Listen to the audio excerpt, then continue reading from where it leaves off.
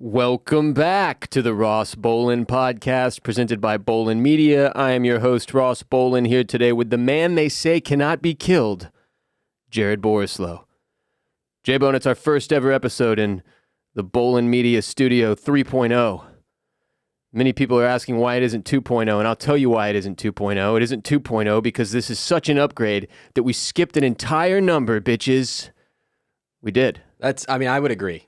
Sitting here, like when I walked in here after it was all set up, I was like, this feels like a completely different country than the last studio. It's pretty awesome. Speaking of numbers, it is Friday the 13th, which has to be a good omen for our first recording with the new studio set up, right? I would agree. Let's go to Wikipedia. Grab your light. This is Stop the Wikipedia when you're high. Stop the Wikipedia when you're high.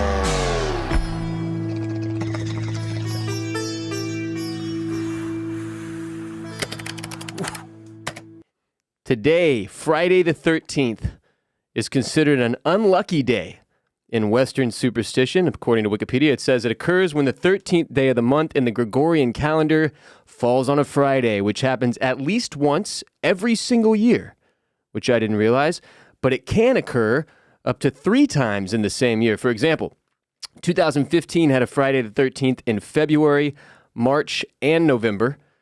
2016 and 2021 and 2022 had just one occurrence of Friday the 13th each, whereas 2023 and 2024 will have 2 Friday the 13th each. It says Friday the 13th occurs in any month that begins on a Sunday. Okay, so how many times has Halloween been Friday the 13th? I don't know.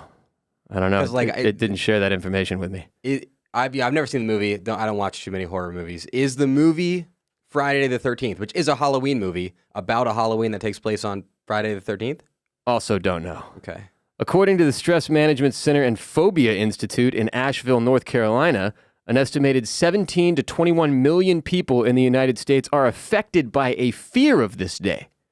What was the name of that institution? The Stress Management Center and Phobia Institute. That sounds like the worst place you could possibly work. Yeah, I don't know how you... Just surrounding yourself with that shit every single day. How you end up with that as your place of business, I would end up with every single phobia I was studying, because you're like, oh, let me study how somebody irrationally gets this phobia. The fear of spiders, arachnophobia. And I would look into it and be like, you know what, that makes sense. According to the Stress Management Center and Phobia Institute in Asheville, North Carolina, this is the most feared day and date in history, Friday the 13th. Wow, what about 9/11/2001? Hey, I'm just going by what they say. Some people are so paralyzed by fear that they avoid their normal routines and doing business, taking flights, or even getting out of bed. It says it's estimated that somewhere between $800 and $900 million is lost in business on this day. I blame Joe Biden. According to folklore historian Donald Dawsey, the unlucky nature of the number 13 originated with a Norse myth about 12 gods having a dinner party in Valhalla. The trickster god Loki, who was not invited, arrived as the 13th guest and arranged for Hur to shoot Balder with a mistletoe-tipped arrow. Here's a quote from Dawsey. Balder died, and the whole earth got dark. The whole earth mourned. It was a bad, unlucky day.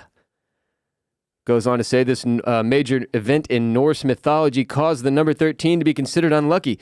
The superstition seems to relate to various things, like the story of Jesus' Last Supper and crucifixion, in which there are 13 individuals present, Jesus being the 13th, in the upper room on the 13th floor of the Plaza Hotel in Jerusalem the night before his death on Good Friday. Is that hotel still around?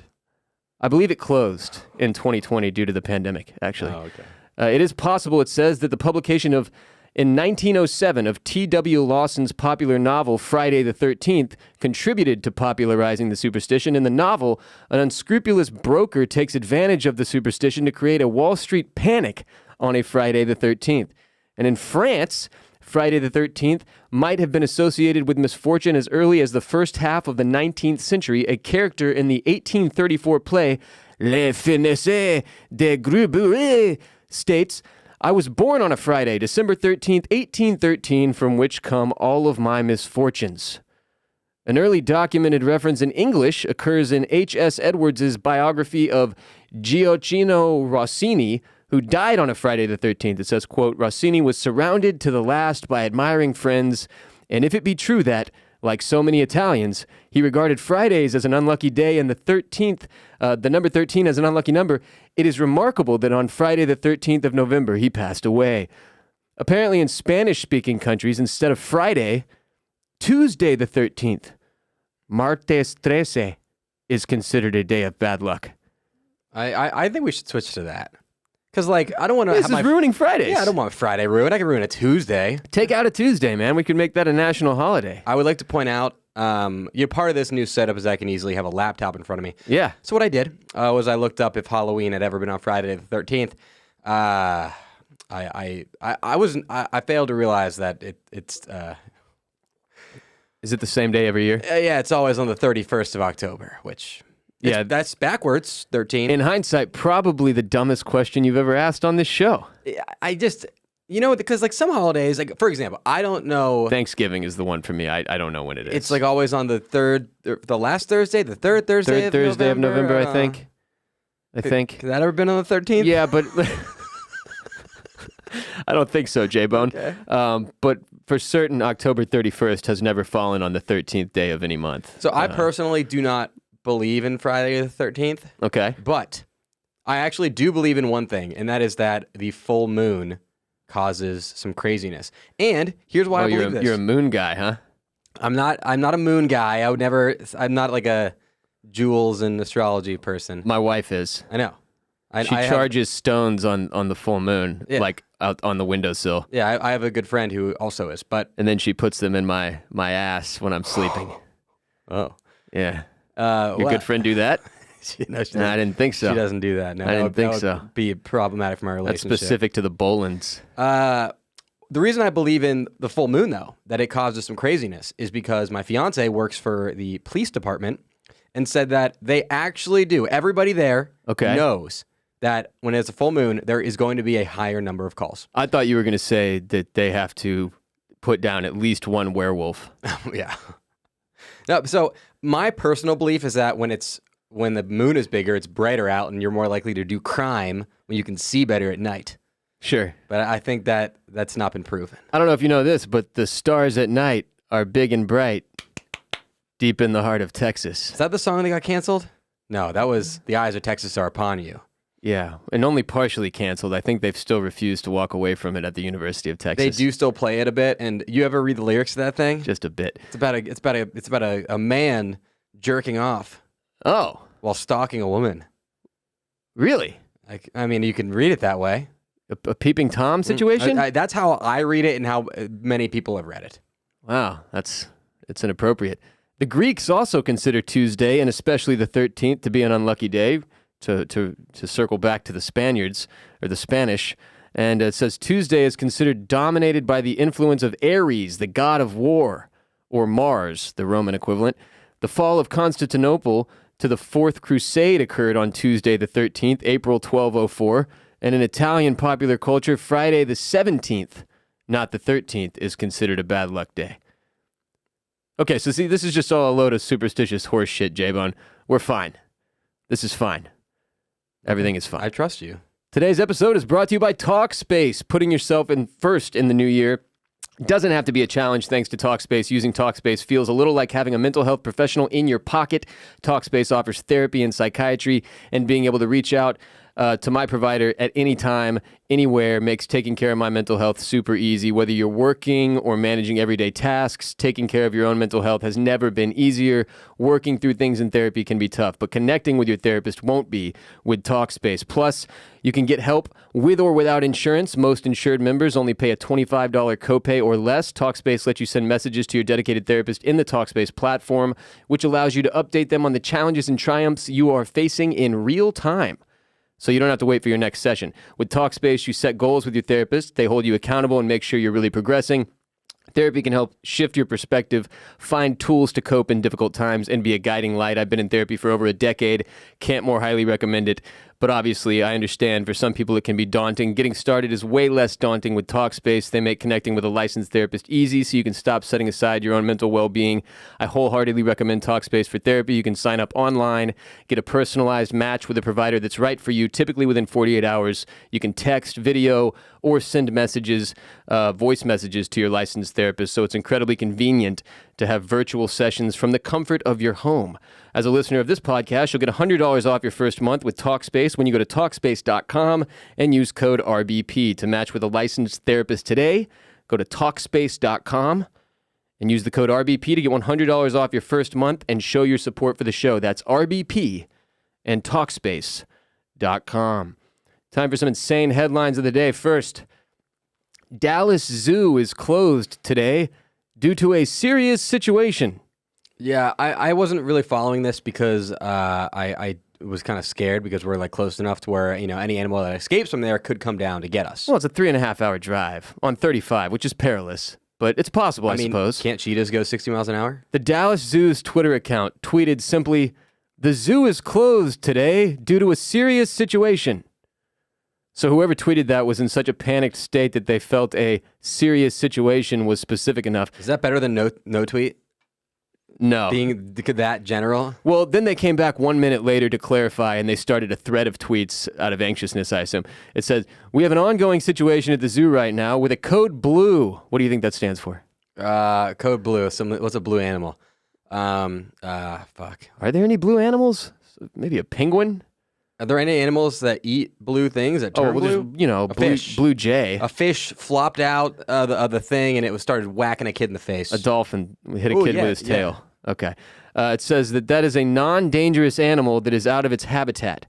It says one of our clouded leopards was not in its habitat when the team arrived this morning and is unaccounted for at this time.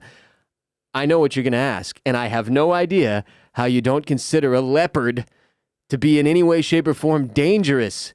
Can't they just rip your face right off? I believe they have, one of the strongest bites of any animal. Now, a clouded leopard, how does that differ from a regular leopard? It sounds like it would be harder to detect. It's clouded. Is it like blurry? It just exists in a blurry state, and you're like, what is that? It's like a chameleon. It blends in. Rubbing your eyes, you think you got a floater in there, and there's just a clouded leopard stalking you, about to fucking bite your cock off. The next tweet says, Dallas PD is on site, assisting with the search efforts. The zoo is closed today as our teams work to find and recover the animal. Given the nature of these animals, we believe the animal is still on the grounds and hiding. We will share updates and more information as soon as we can. And then the final tweet says, our focus right now is on locating the animal. So that's good. Wild day at the Dallas Zoo. Instantly, I go to Harambe. Yeah, any zoo problem at this point, I think of Harambe, yeah. I think of him a lot. Sometimes I'm just like making coffee. Yeah. I just think of Harambe. But sometimes when I'm laying down at night and like counting my blessings, maybe I say a little prayer to Harambe. Now, are they going to shoot this guy? Or a girl? I don't know. I mean, it is a serious situation, Jared, but it is a non-dangerous animal too, so it's hard to say. Well, what's messed up though is the clouded leopard is a threatened species. Oh no! It is vulnerable, listed as vulnerable, which is one of the 3 threatened subcategories of conservation. I saw somebody on Twitter ask, "Why the hell?" With all the technology that we have now at our disposal in the year of our Lord 2023, in the year of Harambe 2023, why don't they chip the danger or the fastest and most dangerous animals so that if they escape, they're easy to locate on like a GPS chip, not like the, dog shit chip that we put in our dogs that doesn't actually do anything unless somebody finds the dog and then takes it to a vet. They can scan the chip, which is not how I had no idea that's how it worked. You thought your dog was just GPS located? Yeah, the whole time until Bruce's big adventure, in which case I quickly learned by Googling that, in fact, his chip did nothing for me unless someone recovered him and took him to a vet, which was never going to happen because Bruce is so skittish. It's time to fess up. I actually had access to the GPS tracker inside Bruce. Oh, that's how you found him. That's how I found him. Yeah, it wasn't the recumbent bicyclist. No, I paid him off. Well, now Bruce is wearing a collar that has GPS on it, so I can see that he's 3 feet from me on the ground when I open the app and look at it. Next headline. Blaze editor who tweeted, shoot guns and watch college football in 2023, shoots self in foot during college football championship. This is from the Daily Dot. It says, There is no actual science to back up the concept of manifestation, so you say, Daily Dot, wherein you put your wishes out into the world and hope that by making them public, people's awareness of them help bring them to fruition. But you'd be hard-pressed to find a better example of it working than a string of recent tweets from the Blaze's social media editor, Jessica O'Donnell. She tweeted, "Happy 2023, y'all. Trust God. Spend time with family. Don't give up your rights. Shoot guns and watch college football." All right, she wrote that at the start of the new year. What if she's British? Now, just 10 days later, last night, O'Donnell asked her followers who they would pick, or not last night now, I guess this story's a few days old. She asked her followers who they would pick in the college football national championship between Georgia and TCU. Before the game, she tweeted that her allegiances lay with the SEC. She also implied she placed a friendly wager on the game, so given those two posts, it's safe to assume she watched the game. And then it says, but watching college football wasn't the only part of her resolution O'Donnell appeared to make good on that night. Just hours later, she appeared to be tweeting from the hospital, worried about getting sutures. That's how it's pronounced. It says, what might have happened that led her from watching the game to the emergency room? I shot my ankle, she replied to someone who responded to her tweets. She also appears to have deleted a tweet noting that she was shot, which the Daily Dot viewed last night but did not save, it says. And then it says, most people give up on the resolutions about 10 days in. Instead, O'Donnell appears to have accomplished hers. O'Donnell and the Blaze did not respond to an inquiry from the Daily Dot. So just to recap quickly, she tweeted, "Happy 2023. Oh, I won't do the whole accent again, but she said, don't give up your rights, shoot guns and watch college football. Then she literally did watch college football and shot herself in the foot. Think about how much freedom you have to be able to shoot yourself in any part of your body, right? It's impressive. The right to bear arms, the right to shoot yourself, bodily autonomy. So far, you've got one. Bodily autonomy. There we go. That's how much freedom. Just one right. That's the right to bear arms. Right. Body autonomy. Classic stuff, though, from O'Donnell. Hope she recovers swiftly. Her and Jeremy Renner. It's one of those news stories where, like, is that a news story? Where you're just dunking on her. Yeah, that's not newsworthy. This is just a dunking. This is just a left-leaning publication dunking on a right-leaning publication. A woman that's who what just this had is. a massive surgery potential. I mean, a terrible accident. Apparently, she blew off her pinky toe or something. So, shit happens though enjoy the dunk when you're having fun. When you party naked, shit happens. Today's episode is also brought to you by Rocket Money. If your New Year's goals are to manage your budget better and save you money, you need Rocket Money. Rocket Money, formerly known as Truebill, is a personal finance app that finds and cancels your unwanted subscriptions, monitors your spending, and helps you lower your bills, all in one place. Over 80% of people have subscriptions they forget about, like that streaming service you bought just to watch one show or one movie, or that free trial that you never even used. Rocket Money will quickly and easily identify your subscriptions for you so you can stop paying for the ones you don't want. Guess what? I thought I was so good at managing all these subscriptions. I'm like, I can never get swindled. I found out last month that I was paying for a World of Warcraft subscription. I haven't played that game in 18 months. Yeah, I cannot tell you how much money I've wasted on stuff like this over the years. At one point, I realized I'd still been paying for an Xbox Live subscription annually, and I had given my Xbox away 4 years prior. If only I had used Rocket Money earlier. Rocket Money makes canceling subscriptions as easy as the click of a button. Simply find the subscription you don't want and press cancel, and Rocket Money will cancel it for you. No more long hold times with customer service or tedious emailing back and forth. Over 3 million people have used Rocket Money, saving the average person up to $720 a year. And that's the thing. One of the ones that I found that was a subscription I needed to cancel, when I went to cancel it, it was like trying to make me go through this whole process, and working with their little automated support system didn't get it done for me, so I was going to have to email in. No, that's why Rocket Money exists, baby. Stop throwing your money away. It literally can save you money the second you do it. Like, you might save money the first time you use this app, and it's going to cancel stuff, and you're good. And that's it. Cancel unwanted subscriptions. Manage your expenses the easy way by going to rocketmoney.com/RBP. That's rocketmoney.com/RBP. ROCKET money.com/RBP. A couple more headlines. The Passion of the Christ sequel reportedly begins filming this spring. Is that the Ascension to Heaven? I think it is. It says, I don't know where the first one ended. the part you're assuming it into that. But Screen Geek says The Passion of the Christ was released back in 2004. Did you see this when it was out? No, why the fuck would I see that shit? I went to theaters with like a group of friends. Like from your church? And, I'm a big movie guy. I like movies a lot. I've been to the movie theater 1,000 times in my life probably. And no, not with a group of friends from the church, just a group of friends. And I'm not sure why, in hindsight, why we chose to do this, but it was the strangest vibes that I have ever exited a movie theater carrying with, like feeling in the air and carrying with me. Like it was like so solemn and morbid. How is it not just like you're leaving church?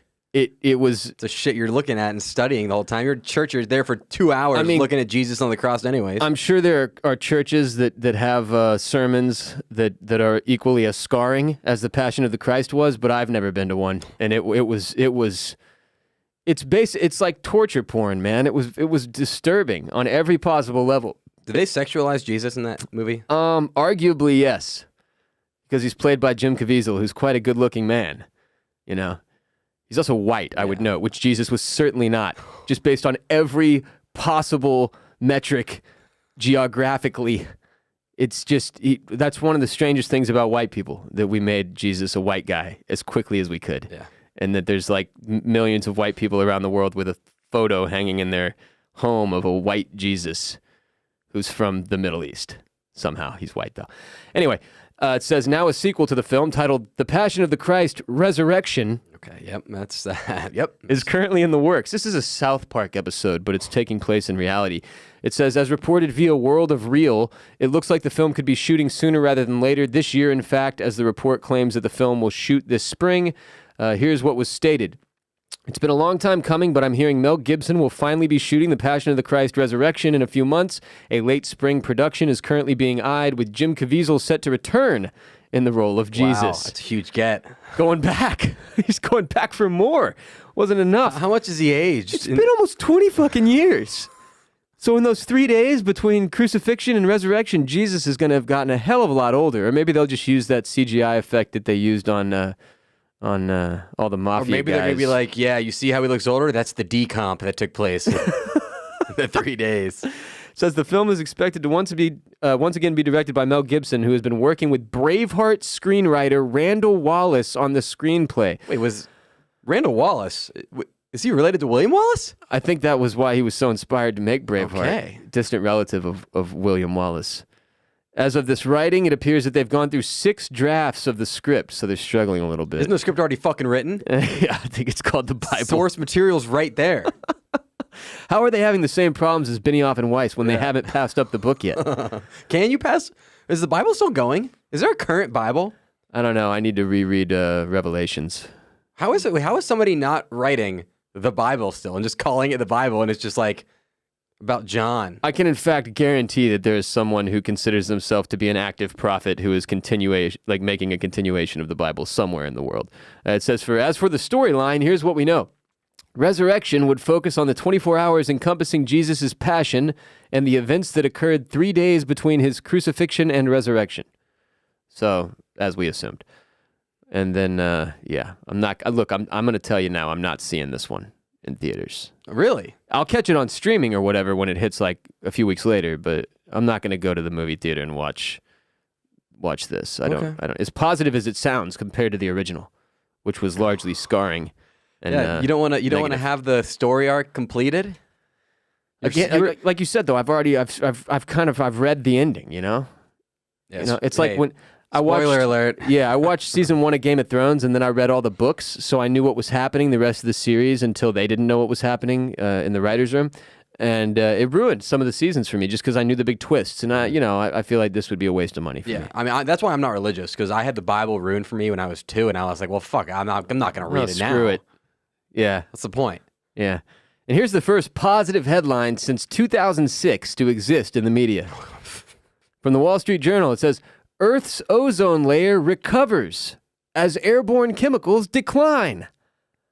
It says airborne chemicals that destroy the ozone are now declining for the first time, helping to repair the atmospheric layer that protects humans from the sun's harmful ultraviolet rays, according to a new report by a UN-backed panel of scientists. In a report released Monday by the United Nations Environment Program and the World Meteorological Organization, researchers found a significant thickening of the ozone layer. Oh, she's thick. Yeah. Dumb and thick. Ludacris calls it the hozone layer, or the hose bee. A region of the atmosphere from 9 to 18 miles high is the ozone layer that absorbs ultraviolet rays and ultraviolet rays as well, and prevents them from reaching the Earth's surface. Reports say my wife and I are 60% responsible for this reversal because we both drive electric vehicles. Oh, is that what they say? That's what they say in the reports, Jared. Okay. We did it. It's positive, though. You got to be happy about this. Honestly, I cannot think of a single positive headline that I have ever. Usually, any positive Not headline. since 2006. Not since 2006. Yeah, I mean, before then they were They were all over. dozen. Yeah, they were abundant. But now it's like anytime there is a positive headline, it's just because I'm on the side of the slant of the story, right? Yeah. It's like, oh, GameStop. People are making money on GameStop, but it's like they're fucking over the hedge funds. This is the only time that we can all band together since 2006 and agree that this is a good thing. It is truly amazing, though, that when there is something that is universally seen, well, not universally perhaps, but at least Earth-aversely seen as good, Earth-aversely seen as good, it stands out like a sore thumb in the media because we're inundated by the negativity, J-Bone. I agree. It's a bipartisan, right? Yeah. I guess that only applies to America. It's not partisan. Well, a bipartisan thing in our lifetime that I think will be accomplished, and if not within the next 5 years, then after that, at some point while we are alive, in our generation, the destruction of daylight savings time or not daylight saving, whichever one makes it dark early. Yeah. They already passed that in like at a house or some shit. Who doesn't want it to be light later? I don't know, but anytime anybody uses the word partisan, I think of Ted Cruz being heckled on that plane, and he turns to the guy and he just goes, "Well, you're a partisan. You're partisan." Isn't everybody? I don't really know why he said that. Reach up in the sky for the ozone layer, though, J-Bone. I will. It's there. It's thick. That's what we need to check on next. If the ozone layer has been thickening as well, somebody contact Ludacris. Yeah, Ludacris, please. let us know. I mean, you gotta imagine it started off pretty thick. Luda. How much thicker can it get? Today's episode is also brought to you by MyBookie, our online sportsbook and casino sponsor here on the Ross Bolen podcast. If you're looking for a place to get all the action you can handle during the NFL playoffs, remainder of the NBA season, golf, MMA, boxing, whatever professional sport your heart desires to bet on, all your sports betting needs are taken care of at MyBookie.ag. They've got all the prop bets, live lines, alternate lines, and futures that you could possibly need. And for a limited time only, join the MyBookie family using the code ROSS at checkout to support the show, and you'll receive a deposit bonus instantly giving you even more dough to throw at your favorite sporting event. The website is awesome on desktop and mobile. It's incredibly easy to use, beautifully laid out. Plus, they have an online casino with live roulette, live blackjack, and more, so you can actually see the dealer dealing the cards or the casino employee drop the roulette ball onto the wheel. It's pretty awesome. So what are you waiting for? If you're already betting on sports elsewhere and you're down to do so on a great platform that also supports your favorite podcast, code ROSS at MyBookie.ag is the way to do it, folks. When you use code ROSS, you unlock that deposit bonus so you have even more dough to throw. Stipulations apply. Bet anything, anytime, anywhere with MyBookie. All right, as most of you know, I am likely less than 3 weeks away from fatherhood. I've been a stepdad officially for under a calendar year, but this will be my first child that I've been parenting since birth, which is a totally different ballgame in many ways. Newborns are completely different animals than 1-year-olds, who are completely different animals from toddlers, who are completely different animals from teenagers. Who are completely different animals from Jesus. That's true, yeah. It's going to be a wild ride, but since I feel as unprepared as most people do when they're about to become parents, I took to Twitter to ask a simple question. I said, if you are a father who recently had your first child, what are 3 things you wish you knew that nobody told you? And I got a lot of responses, some of which, as you might guess, were not helpful at all. I immediately had to clarify and say, sincerely try to say things nobody said to you. If nobody told you that you would be next level tired, you talked to 0 people. Yeah, that seems pretty obvious. Can't tell you how many people are like, get your sleep now. I'm like, dude, I know. I know. Thank you. That's not, like, we're talking about things you wish someone had told you, right? Like, this is advice you wish you had, things you wish you had known going into it. So here are the most entertaining and helpful responses I got from Dad Twitter. Are they all both entertaining and helpful? No, Okay. but one or the other. One or the other, J-Bone. From @Jakery33. I'm not a new father, but I recently discovered that sometimes you have to suck the boogers out of the baby's nose, and my sperm count dropped. It can't be real. Oh, yeah, that's a thing. No, it's not. Oh, yeah. You don't need to put your mouth. No, not with your mouth, Jared. That would be absolutely how insane. he said suck. You have to suck them How out. do you suck without your mouth? Is the only thing I can suck. That's not. You think your mouth is the only thing in the world that can suck? Yes. Name one other part of your body that can suck. What about a vacuum? You need to put a vacuum to your baby's nose? No, but you're going to use a device, Jared. There's a sucking device. You know, I'm thinking of like, you know when you bake a cake, you use that thing to like, A baster? Yeah, it's like a baster, but for boogers. Okay. Booger baster. We have one that's like it's either battery powered or electronic, my wife and I, that I remember very vividly the first time I watched her use it on my now stepdaughter when she was just over 1 year old. I was like, Mother of God, that is one of the most disturbing things I've ever seen. But you literally stick it up into their nostril, and it's kind of loud. It's like, and it sucks all of the boogers straight out of their nose. But I'm not ready for that. regardless, not helpful for my purposes since I already knew it. Now I'm picturing a father sucking sucking a booger with his mouth out of his baby's nose. I'm like, Yeah, well, that's your fault. You did this to us. We're all picturing that it guy now. should have phrased that better. Unbelievable. There's only one part of your body can suck. From the Brown Bomber 87, he says he wish he had known that my child would be prophesized to unite the realms and usher in an age of peace. Is that a Song of Ice and Fire reference? I'm not sure if it's that or perhaps even another Jesus comment. From Clayton MLT, the black tar poop is terrifying. Help wherever you can because you are pretty much useless in a lot of ways.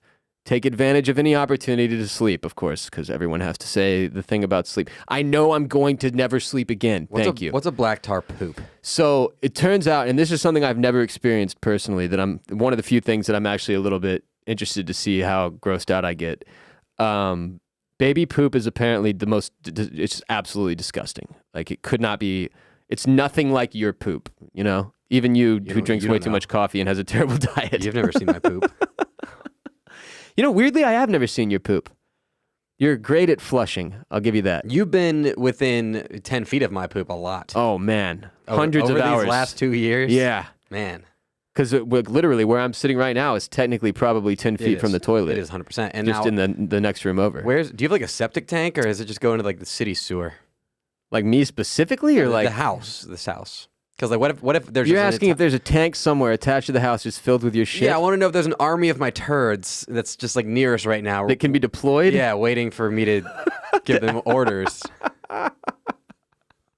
I'm happy to not know the answer to this one, but I always wondered this though about plumbing. Mm-hmm. I mean, we've talked about it a little bit on the show, but it weirds me out that like we're all just in all these houses, you know, probably 100 houses in this neighborhood, and then everybody's in those houses just shitting down the toilet, hopefully, and then it's just going under us somewhere. I want to know if a full, undisturbed, completed turd of mine has ever made it all the way to the ocean. Like without being any of it being shaved off, broken up. I know, of course, water is going to I don't mean like water erosion. I just mean fully like a canoe just has made it all the way into the ocean. I've told this story before, but at one point when I was a child, I laid a brick in the toilet that was so dense and unable to be broken up by water. No matter of amount of flushing could have done anything to this thing, that my dad had to physically remove it from the toilet.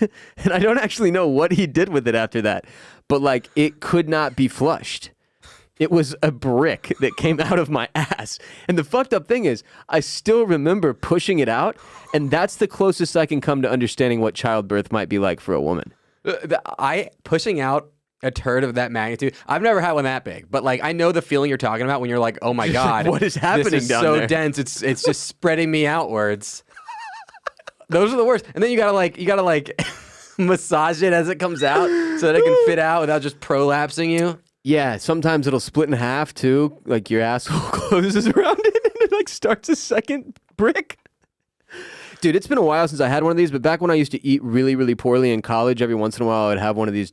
I think it also has to do with dehydration. Mm-hmm. Like you haven't had enough water to soften your poo and perhaps fiber. I'm not a scientist, but the fact is that that there are humans out there creating truly remarkable turds at times. Because I made one when I was a little boy. My dad still talks about it to this day. As you know, I like public restrooms. I've talked about them a lot. Yeah, like, which is just a weird thing to say, that you actually like them. Yes. It's not that you have anything else to say, you just enjoy them.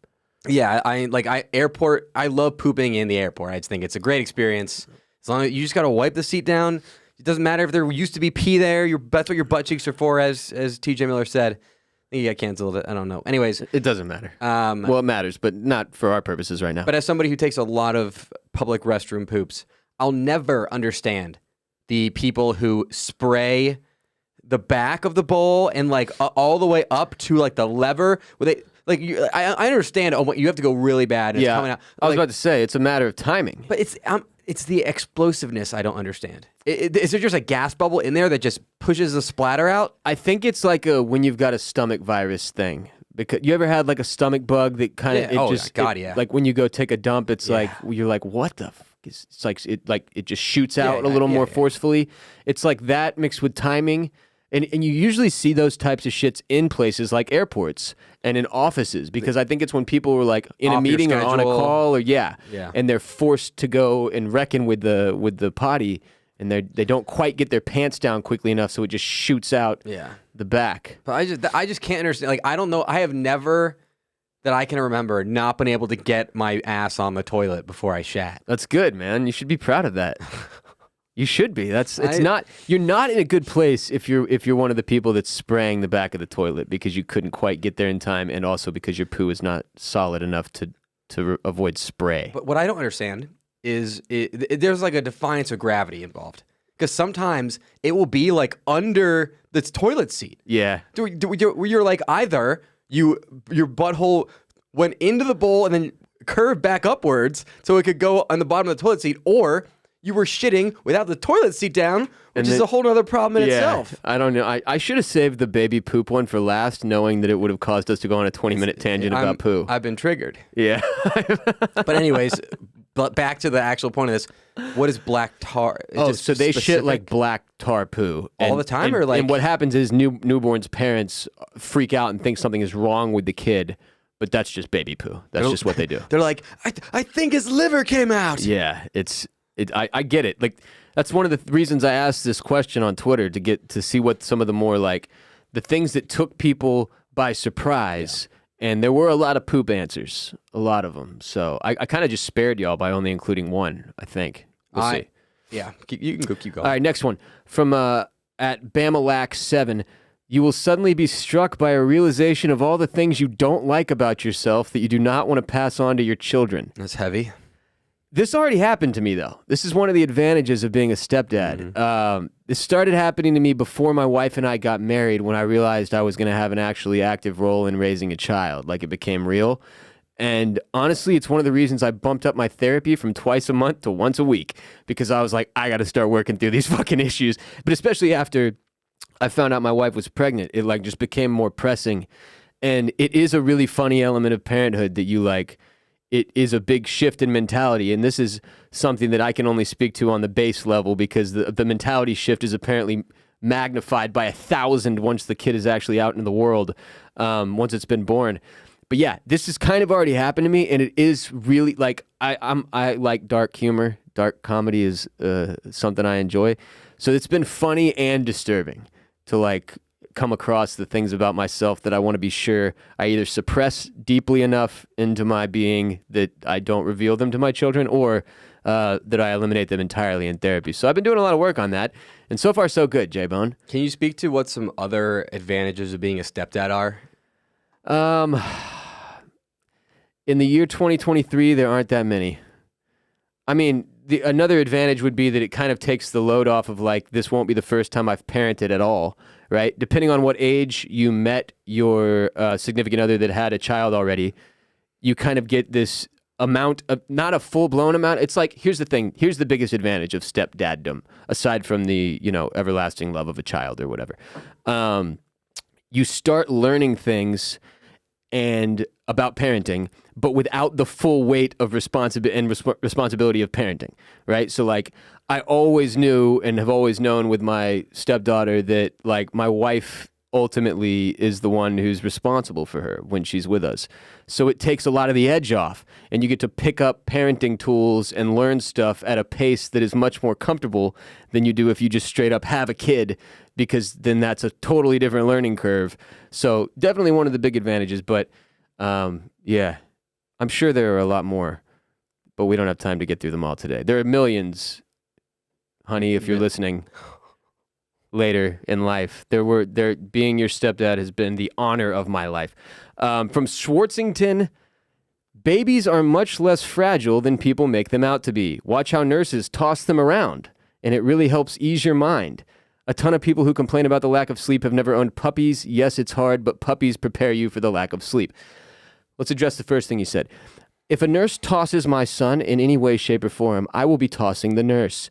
But also, this is one of the things I'm most worried about with myself, because like when I get a new iPhone, when I got my car, when it was new, when I get a new pair of shoes, I'm kind of a psycho, like a little bit OCD about like keeping it clean as possible, like really maintaining the shoes with absolutely no scuffs, no scratches, no dirt on them. I've got shoe wipes and shit I've talked about for years. You are kind of a neat freak, yeah. Yeah, so that's going to be really hard for me. Like when people always joke, like I drove 20 miles an hour the whole way home from the hospital. Yeah, I'm going to be a fucking psycho in the car on the way home. And then once we're there, I feel like I'm going to like be walking around with him on a pillow or something because I don't want to hurt him. Yeah, I've only held like 2 babies in my life. And I mean, me too. The second one was my sister's son. I'm a uncle. I'm an uncle as of Uncle J-Bone. As of last February.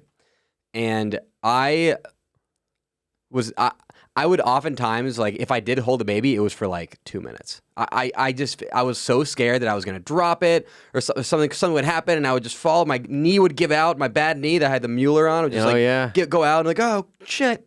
Yeah. Now and you'd use the baby to break your fall. Yeah, exactly. Instinctively, yeah. Now, but luckily, you as you can see them progress, like, when he was a newborn, I was like, this is like holding a wine glass filled with lava. Yeah. And if I tip it all, it's going to get all expensive china. I was terrified. But now he's like 10 months old. He's pretty dense. They're durable, man. Now it's like, okay, this is the sport edition baby. I think he can take it. So yeah, the problem is even knowing this, like I know the kind of person I am, this is one of the things I'm going to have to work through because I'm going to be freaked out about like placing him down too hard. And that's just an amount of stress that you don't need to be adding to your own plate. It's unnecessary. And also, speaking to the comment about puppies preparing you for the lack of sleep. This is like when I got Bruce and he was a puppy, the first 6 months of his life really was not equivalent to, but comparable to having a newborn baby in that he was a total fucking psycho. He was shitting all over the walls, smearing his poo everywhere, freaking out if I left for even a minute. And he doesn't care that I'm talking about him. He's still sleeping. Oh, no, he's up. But I remember at the time, like, not getting a ton of sleep, not getting consistent sleep, and being like, well, at least this is partially preparing me for parenthood. And on top of that, really, I haven't slept great consistently in the last 3 years. So I feel like I'm going to be okay. Like, I'm pretty used to operating under a certain level of exhaustion.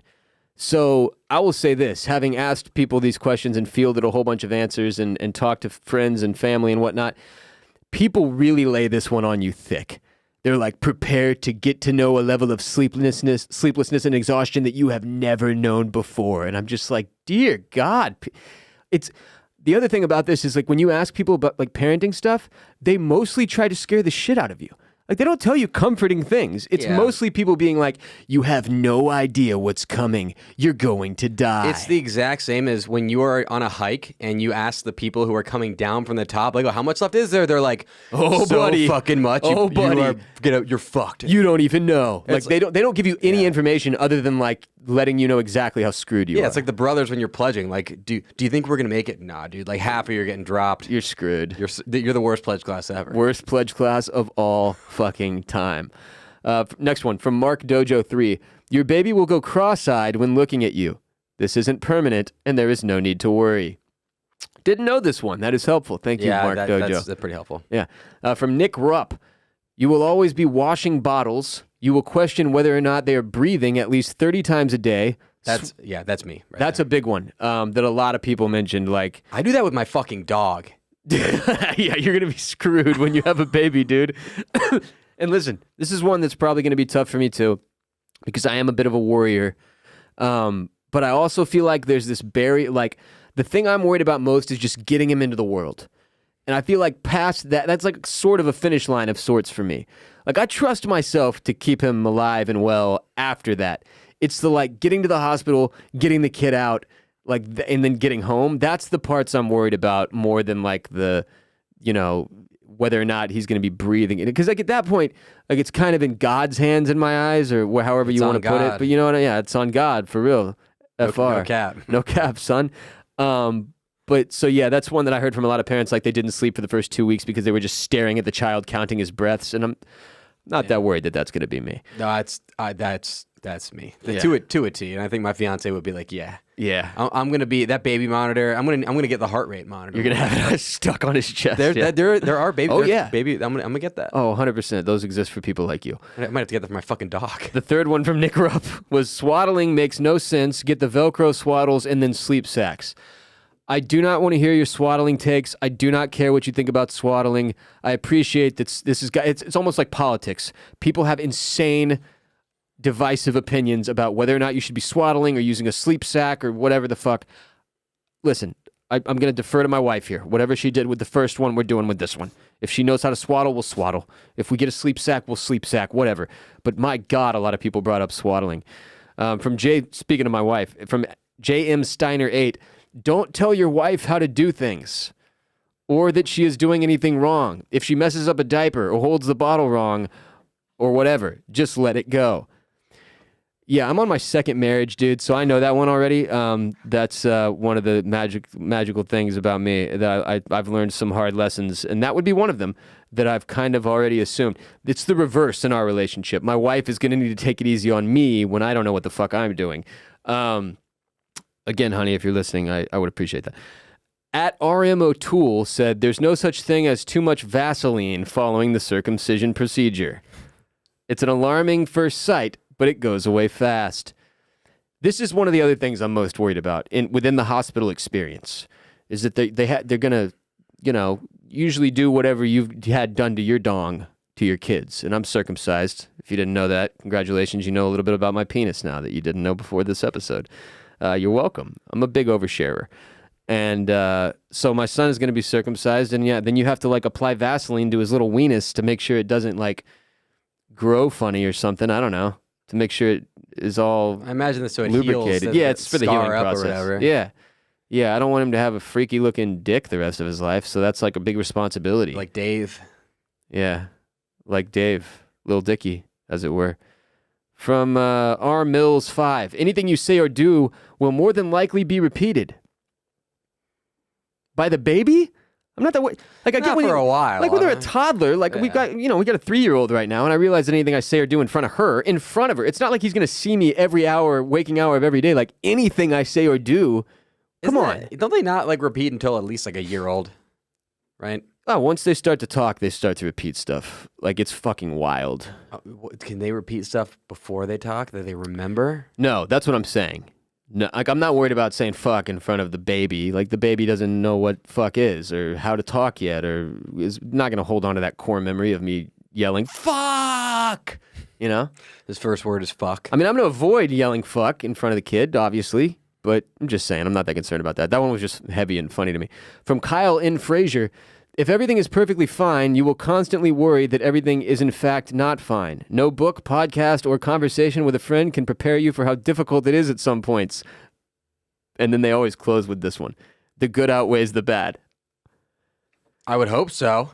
Nothing can prepare you for this. It's going to ruin you permanently, but the good will outweigh the bad. That's the other most common piece of advice I've received, which isn't advice. Again, it's just a giant warning sign like the people hiking down the mountain. I understand what they're saying. It's a giving tree situation, right? The giving tree gives away all its fucking fruit and shit to the kid, and that's you to your kid. You will be a shriveled, useless sack at the end, but all your vitality has been passed on to your child. Yeah. I thought you were talking about the Dave Matthews song. That's a different tree, I think. Oh yeah, That's the dreaming tree, yeah, it's not the same tree. which dies.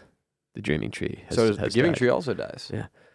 All Don't- trees die. Don't drink the water. From TJ Yates, the current wide receivers coach for the Atlanta Falcons. Former Houston Texans quarterback? Yeah, he was. I won our first playoff game, TJ Yates. He said, zip up jammies, button up jammies at 3 a.m. suck.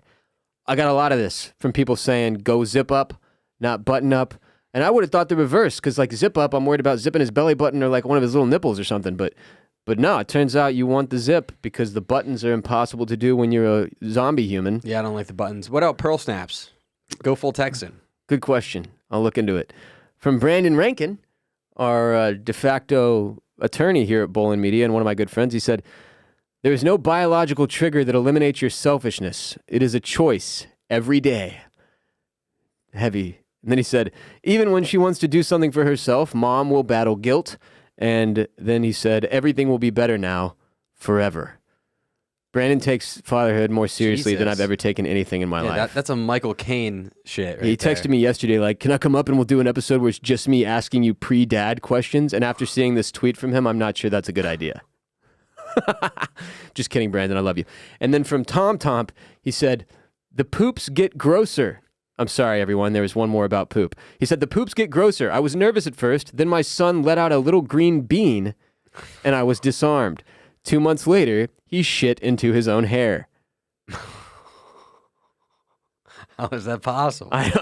I'm telling you, they apparently do really miraculous things with their poo, with their bowel movements. Like, there's these things called blowouts. You ever heard of a blowout? I've heard, yeah. It's where they're wearing a diaper, but they somehow still shit out of the diaper, and it gets, like, all over them and everywhere. By the way, my son has hair. Like Already? Yeah, but it's only on the back of his head. Like a mullet. Like Larry David. Like a bald man, old man, or like a mullet. So that's going to be I'm hoping it fills out before he pops out, because it's going to be weird if he's just born with a mullet. Or awesome, I don't know. Pretty cool. Yeah. Just what, auto mullet white or mohawk? trash. What would you like better? Mullet. More of a mullet guy. Not much of a punk rocker. I like John Daly. Yeah. Yeah. Anyway, there are legitimately hundreds of responses, and I also ended up, like, there was like 2 moms who answered, and I immediately realized, oh my God, I should have asked the moms this, because they are 100 times better at giving advice.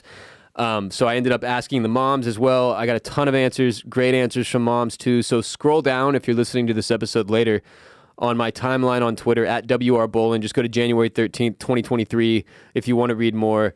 Seriously, I got hundreds of responses. It was really, really awesome. I appreciate everybody who participated in giving me parental advice. And I will probably not be asking ever again, just because it has been daunting to read through them all. People just end up scaring you more than helping you. It's like, Jesus Christ, folks. Like, have a little bedside manner. And Twitter is just not that place, man. And I should have known.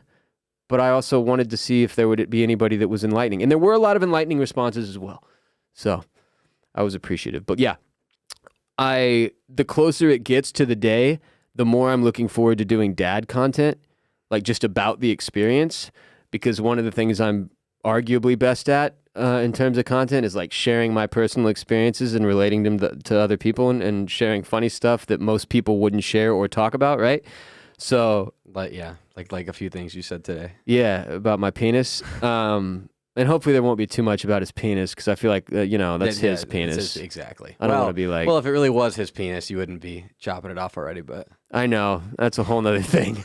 I do feel a little bit weird about it. Not like I'm like one of these people who's all up in arms over circumcision or whatever. I realize they're out there, and no offense meant to you if you're one of those people. But as they were describing it to me in the doctor's office, and they gave us a whole fucking pamphlet on circumcision. This is where we're at now, because there's so many people who are against it. And I was reading through it, and I was just kind of like, it seems like the move, but it's also not my dick. So it's strange that I'm making a permanent decision about the way his dingus is going to appear and be for the rest of his life. Well, he's not even old enough to know what it is yet. It's just strange. But then again, you can't do it later.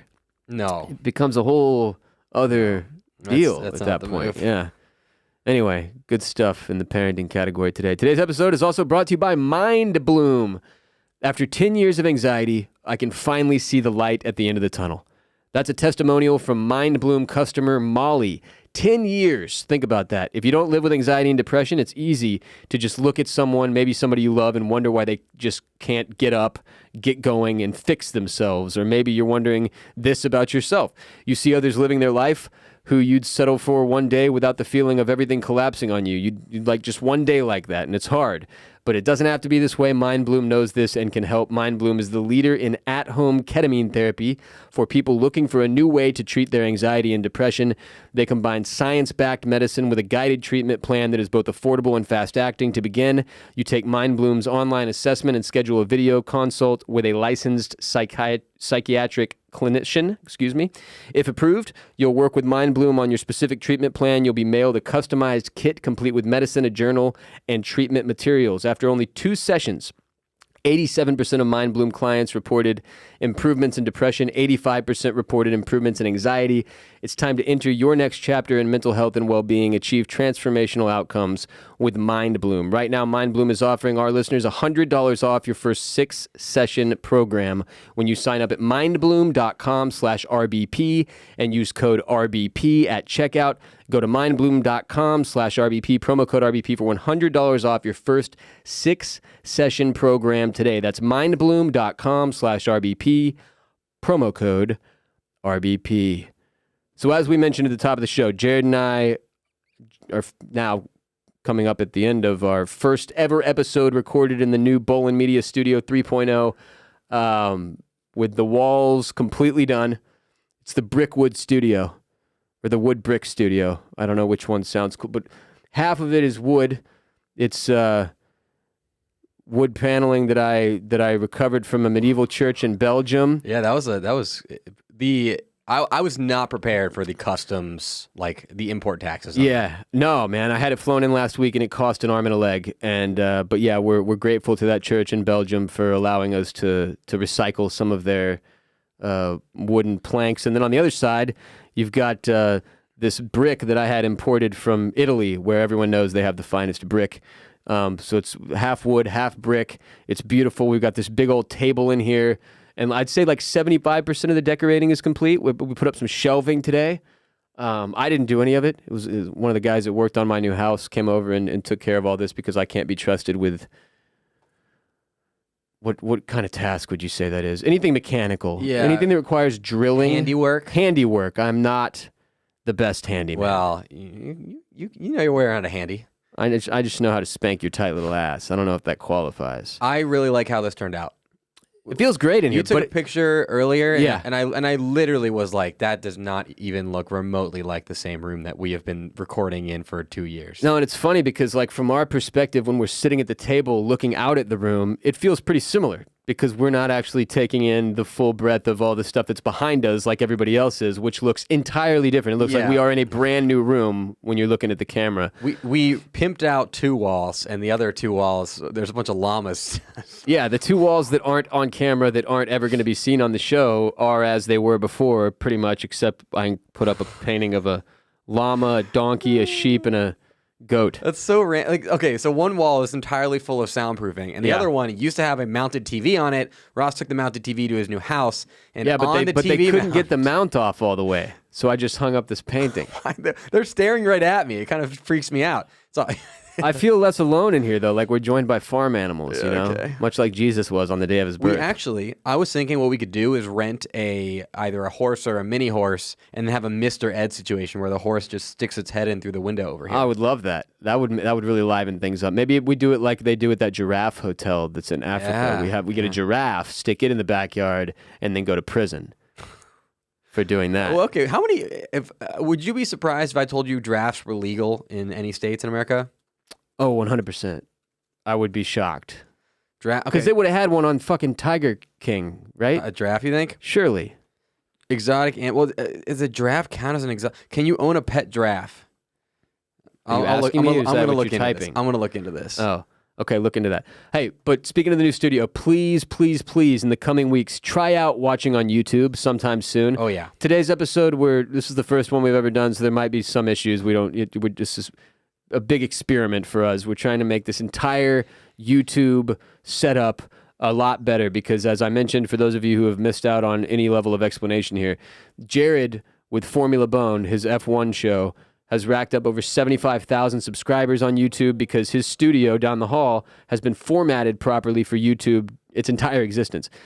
This studio was only formatted for social media in terms of our cameras. So this is the first time we have formatted the big main Bolen Media studio where I do RBP and historically also do Oysters, Clams, and Cockles and Banging the Can. The Banging the Can studio is going to be a totally different area of the house now. This will just be where RBP and OCC are filmed, but we're completely reformatted this thing so that it looks good on YouTube. So we want you to enjoy it on YouTube. Tell your friends that are big YouTube freaks that RBP is now YouTube friendly. It would mean a lot to us. Go check it out. Go see. We've been talking a lot about it. Just give it a look. Put a studio to the name. Yeah, just give it a look. Give it a look. It is Put faces illegal. to the names. It is illegal to own a giraffe in the U.S. or UK. Oh. Well, that's a bummer. We'll be bad boys and just, maybe we rescue a giraffe from a zoo that we don't approve of. You're gonna be like Logan Paul, aren't you? And you're gonna get canceled. Become a boxer? Oh, I bought this mini giraffe. No, that's Jake Paul. You don't know your Pauls, dude. I don't, man. I really don't know my Pauls. Logan Paul, he's the one who filmed in the Japanese suicide forest? Yes. Okay, Yes. so he's the real prick. But he also did box Floyd Mayweather. But he's not a boxer per se. Wait, the one who boxed Mayweather isn't the one that became a boxer? No, because that's too big of a. I think he thinks he would have lost. I honestly don't know That doesn't make a bit of fucking sense. Yeah. See, this is why the Paul brothers have everybody like me that doesn't care enough to pay attention confused because that doesn't make sense. No, I don't understand exactly why Logan Paul fought Floyd Mayweather, but now Jake Paul is the undefeated boxer.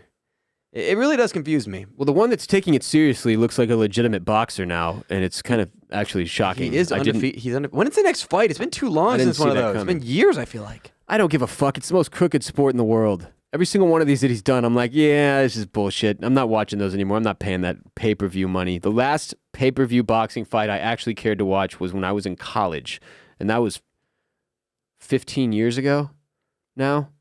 14 years ago? My God. Where did the time go? It looks like there's a chance that Jake Paul, the good boxer, is going to fight Andrew Tate in some fashion. Nah, I saw that, and I don't think that's going to happen anymore because Andrew Tate's going to be in prison. Oh, Dylan Dennis. I think Jake might fight him. That's the guy who... We're just going to mix in as many douchebags' names as we can at the end of the episode here. Dylan Dennis. That's it, yeah. Andrew Tate, Paul brothers. We'll just overload you with douche to make up for all the poo that we had. I'm trying to cater to our new YouTube crowd by saying YouTubers. Oh, yeah. Mr. Beast. That's the only one I know. Yeah. He crushes it. And J-Bone, great of course. creator, yeah. Mr. Beast and J-Bone. Those are the two YouTubers I'm familiar with. That will do it for today's show. Hit bolenmedia.com/shop to grab yourself some RBP merch, some Formula Bone merch. No Patreon episode this week, by the way. We didn't have time because we were working on the studio all week, so I'm going to write at least one column this weekend. That is my solemn promise to the good people on Patreon, supporting our show on patreon.com/Ross Bolen Podcast. But typically every week we drop an ad-free episode that's exclusively available on Patreon. I'm going to make up the lack of one this week due to the studio construction with some columns, some writing, which is a thing I'm trying to do more of this year anyway, so I'm stoked on that. But thank you for being here. Thank you for listening. Thank you for supporting our show and Bolen Media on the whole. J-Bone, any last words before I murder you? Go to the YouTube. Go to the YouTube. YouTube.com/@the-Ross-Bolen-Podcast. It's that simple. You know what? Even if you're not going to watch them on YouTube, we would appreciate if you subscribed on there. Support the show. It means a lot. YouTube.com/@the-Ross-Bolen-Podcast. Until next time, peace be with you. And also with you.